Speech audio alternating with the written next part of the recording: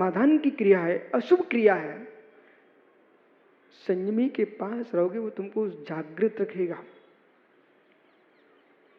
संयमियों के तो एक पल भी पास में तुरंत उठ के खड़े चले जाना। मालूम चला कि भाई अब साधना कर रहे होंगे, परंतु असंयमियों के साथ खड़े हैं। वहां सोचना पड़ेगा जीव को, आखिर मेरे भावों की दशा क्या है, भाव दशा क्या है। ये भी अशुभ कर्म का ही उदय है कि संयमियों के साथ मन नहीं लगता, वो असंयमियों के साथ मन लगता है। अशुभ कर्म का उदय है, तीव्र अशुभ कर्म। लोग तड़पते हैं कब मिले दो एक घड़ी के लिए, साधु संत मिल जाए तो उनके चरणों में बैठ के तत्व चर्चा कर लें। पर संयमी से मिलो असंयमी से मिलो, चर्चा तुम्हारी तत्व की होना चाहिए है, वो भी सीमित। अधिक तत्व की चर्चा भी तुम्हारे तत्व को विफल कर देती है। धीरे धीरे राग बढ़ेगा, और राग बढ़ेगा तो फिर कहीं दूसरे से द्वेष भी बढ़ेगा। आपको प्रवचन अच्छे लग रहे हैं राजेश, इसे स्वीकार कर लेना, पर मित्र एक शब्द कभी मत बोलना कि स्वामी अभी तक ऐसे प्रवचन नहीं सुने थे, कोई ने सुनाए नहीं मुझे। इस शब्द में क्या हो गया? आपने इस प्रवचन की तो प्रशंसा की, पर अभी तक जितने तुमने सुने थे सबकी आलोचना हो गई। कुछ ना कुछ तो अच्छा सुनाया होगा उन्होंने, कम से कम इतना तो तुमको बांध के रखा कि तुम धर्म में जुड़े रहे। हाँ, अब विषय आप पकड़ो, मैं क्या बोल रहा हूं। ये बहुत बड़ी जीव भूल कर लेते हैं। लगे, अपनी भाषा में बोलो, लगे हाथ पुण्य छह।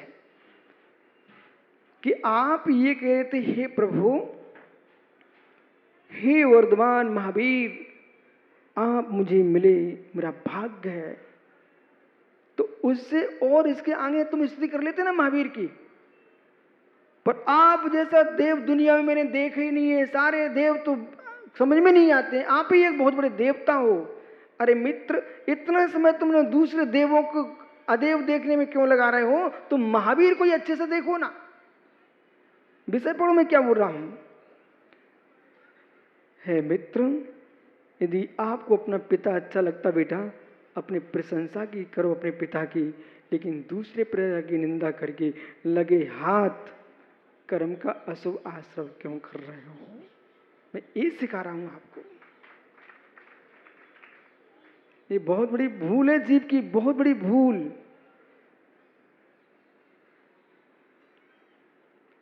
इसी अध्याय में मिले अभी निकलने वाला है, थोड़ा रुकिए, आप सारे विषय आ रहे हैं।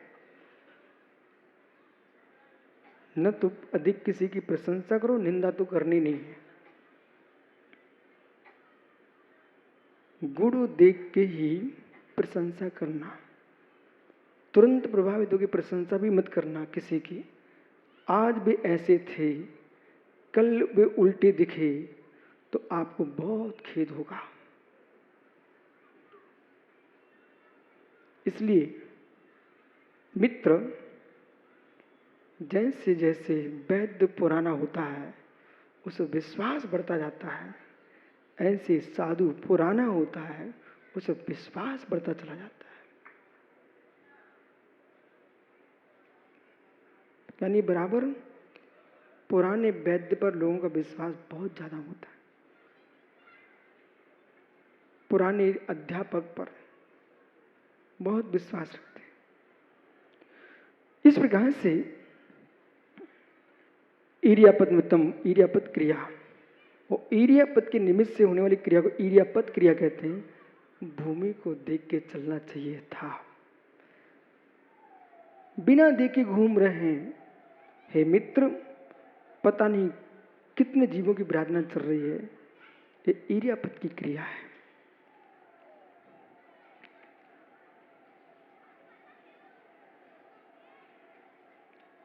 क्रोध के आवेश में कुछ भी कर देना, कुछ भी सोच लेना, कुछ भी बोल देना, ये प्रादोष की क्रिया है।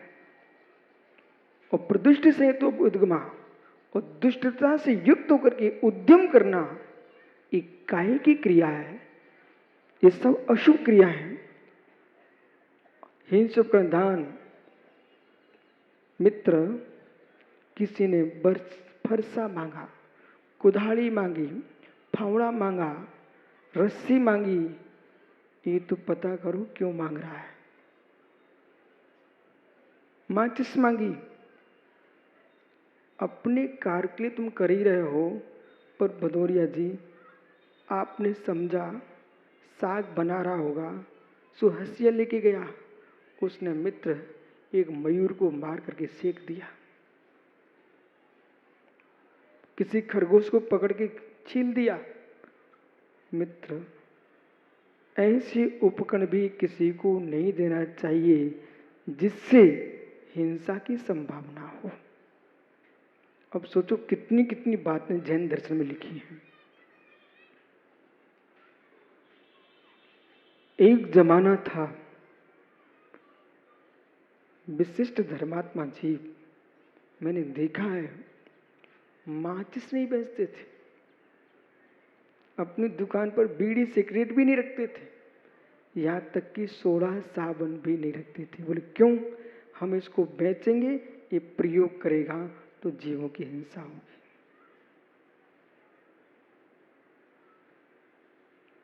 कोई मिर्च मसाला भी लेने खरीदने आए ना, तो वो चेहरा देखते थे, ये शाकाहारी है तो दे देना, वो मांसाहारी है तो, बोले कितनी 1000 रुपए का तुम लेने आए हो? बोले हम बिना ग्राहकी की रह जाएंगे, लेकिन नहीं देना।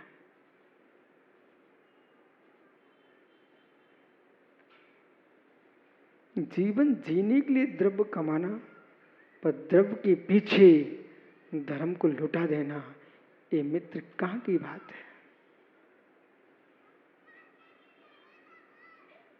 अर्थ तो रखा रहेगा विशाल, पैसा कहीं नहीं लेके जा पाओगे, इतना कमा लो हमारा जीवन अच्छे से चले। घर में आया अतिथि भूखा न जा पाए और घर के लोग भूखे ना रहें, इतना रहे और ज्यादा की जरूरत नहीं है।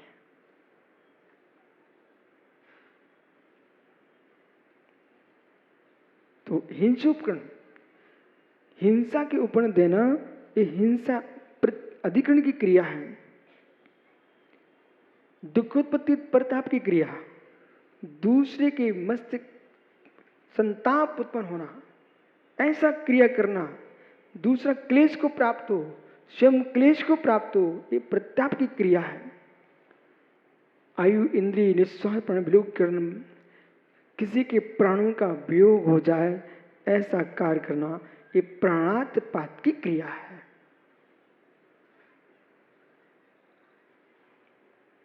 कल के प्रवचन का भी सुबह का ध्यान रखना, सत्य बोलना, पर ऐसा सत्य नहीं बोलना किसी के प्राण चले जाए।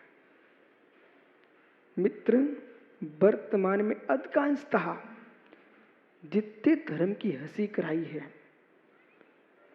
जिनने पाप किया उनने तो ठीक है, उनने तो वो करी सो ठीक है, उनसे ज्यादा हंसी उनने कराई है जिनने उनका प्रचार किया है।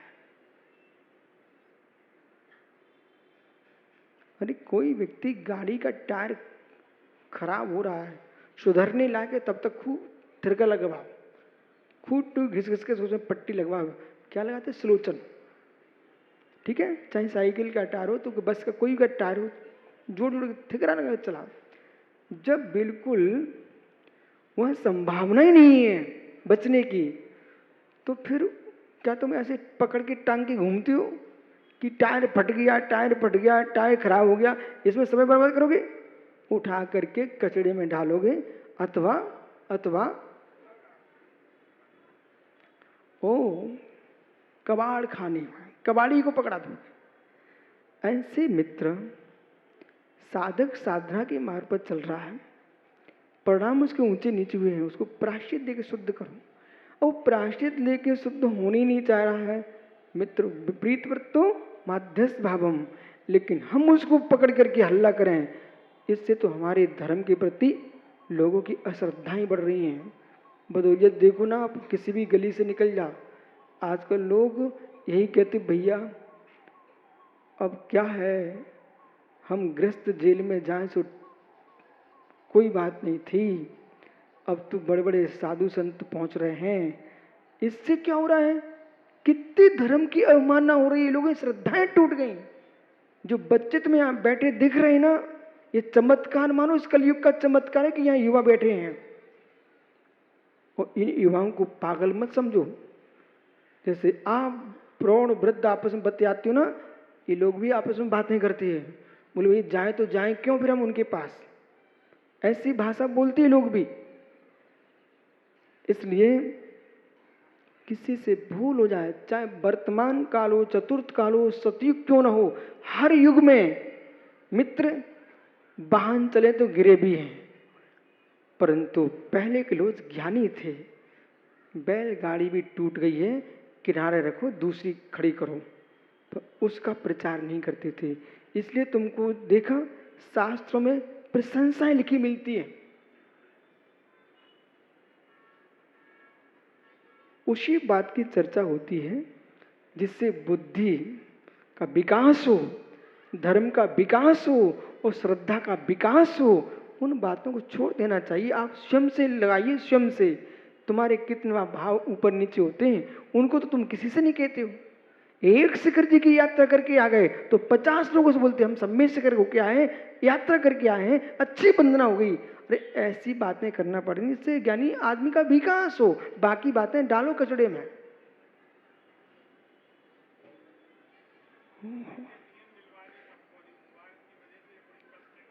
इसलिए बेटा, जिसने तुम्हारे पास समाचार भेजा, बाल को बेटा तुरंत उत्तर दो, अपनी दुर्गंध अपने पास रखो, मेरी बुद्धि भ्रष्ट मत करो। कितने बच्चे नियम ले रहे हैं, जिस किसी ने समाचार भेजा देखते ही उसको ये बोलना, भाई ये तुम्हारा दुर्गंधी अपने पास रखो, हमारी श्रद्धा को मत तोड़ो। बहुत बढ़िया, कर लो नोबार नवोकार। और मालूम प्रचार कैसे होता है, विशाल का मित्र भैया ऐसा हो गया, तो उसने तो मित्रता के नाते बोल दिया, वो मित्र शत्रु निकल पड़ा, उसने 50 जगह और भेज दिया, तो बात फैलते फैलते 50 जगह पहुंच गई। नहीं मित्र, कुछ नहीं, दबाना जलाना दो काम है। या तो मुर्दे को दबा दिया जाता है या जला दिया जाता है, समझ रहे ना आप। ऐसे मुर्दी बातों को दबा दो, जला दो, हटाओ। और आप मुर्दे को बाहर रखोगे बेटा तो क्या होगा, दुर्गंध फैलेगी। क्या गजब का ग्रंथ हो। अभी तो 7वां अध्याय आने दो, 9वां अध्याय पढ़ोगे। 9वें अध्याय में पूरी मात मुनियों की चर्चा है, और 7वें अध्याय में पूरी श्रावकों की चर्चा है। तो किसी के प्राणों का वियोग हो, ये प्राणात्पात की क्रिया प्रमाण के योग से राग से युक्त होकर के रमणीय रूप अवलोकन, दार्शनिक क्रिया, रमणीय के रमणीय रूप को देखना, बार बार झांक के, ये दर्शन की क्रिया, मतलब अशुभ दर्शन। स्त्री पुरुष को, पुरुष स्त्री को, दोनों में लगाना का।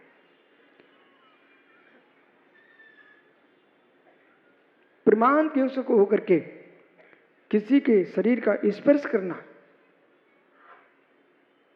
बहाने बना रहा, वो लिहाज टच कर गया, अचानक छू गया, पर अंतरंग भाव दूसरे थे, और मात्र किसी शरीर का स्पर्श भी कर रहा है अशुभ अभिप्राय से, वो अशुभ बंध का ही कारण है, अशुभ आश्रम का कारण है। अब बेटा तुम सब शिवरार्थी बैठे हो, प्रवचन सुन रहे हो, अब एक दूसरे से टकरा रहे हो, यदि इसमें भाव तुम्हारा बिगड़ गया, अब भ्रम हो गया, स्पर्श की क्रिया हो गई।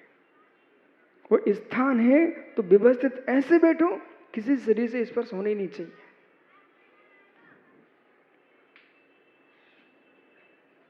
एक पेन है,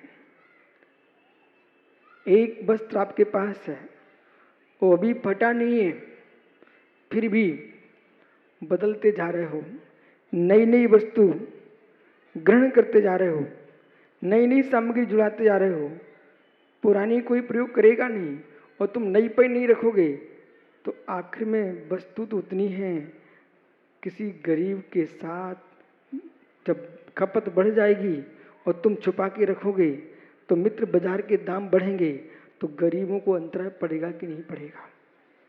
बोलो भदौरिया, इतना बड़ा कौन सोच सकता है? मालूम है क्या कह रहे हैं? जैसे किसी ने गोदाम में माल भर लिया और बाजार में जाने नहीं दे रहा है, तो गोदाम में भरा हुआ है तो माल कम होगा तो भाव बढ़ेगा और भी धीरे धीरे निकल अपने पैसे कमाएगा व्यक्ति। उसको यहाँ कह रहे हैं तुम अंतराय डाल रहे हो। तो इसी प्रकार से इन माताओं से पूछो, माता सुनो, ये तुम्हारे पेटी में 50-50, 100-100, 200 साड़ियाँ रखी हुई हैं, कहो जीवन भर तुम खोल के देखो नहीं, परंतु इतनी साड़ियाँ रखे हो और नई नई और खरीद रहे हो, ये प्रत्यात्म की क्रिया है, अशुभ आश्रव का कारण है। आप कहोगे हमने कभी किसी को अंतराय डाला ही नहीं, ये तुमको पता नहीं था, ये भी अंतराय डालना ही है।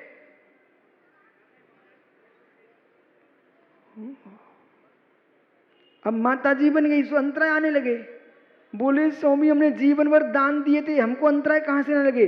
अरे ये तुमने दान दिए तो अलग है, लेकिन जो दान के साथ जो पेटी में भरे रखे थे वो तो अंतराय चल रहा था।